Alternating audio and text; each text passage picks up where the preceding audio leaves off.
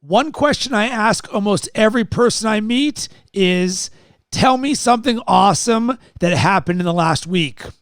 I do it because it gives a good opportunity to learn something interesting and engage the person. And the origin of this is after a night of kicking it with my friends, my wife asked me, so tell me what's going on with Jeff. And my response was, oh, he's good. Not much new.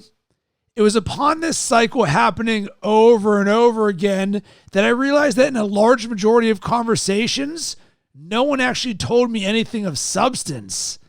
I knew that something had to change, and that's when I started asking this question. This works because there are a million different ways that someone could answer it. They get to tell you something awesome about themselves, and it's something you likely would not have known otherwise. From there, it gets the conversation flowing in a more personal and rich manner. Not only do I enjoy getting to know awesome things about people, but they often appreciate it as well, since others rarely ask questions like this. I've seen such success with this question that I ask virtually every person I meet this, friends and strangers alike. It is the ultimate icebreaker. One thing you'll experience by asking this question is many people will struggle to come up with something awesome that has happened in the last week. They just aren't used to someone asking them that question. The way I overcome this is to make them feel at ease and lower the expectations of what their answer has to be. You could tell me that you just ate some amazing sushi or went to a Cubs game or got a promotion at work. Once you give examples, it creates a safe space for them, and that'll get them flowing. Another thing you'll experience is that people can't think of something awesome that happened to them in the last week. Oftentimes, people aren't on this wavelength of designing an amazing life. So what I'll do is expand the question to, tell me something awesome that happened in the last month. That gives a little bit of space for the question.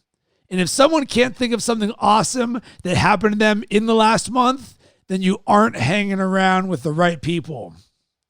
Naturally, when you ask this question to someone, when they're done answering, they'll ask it back to you.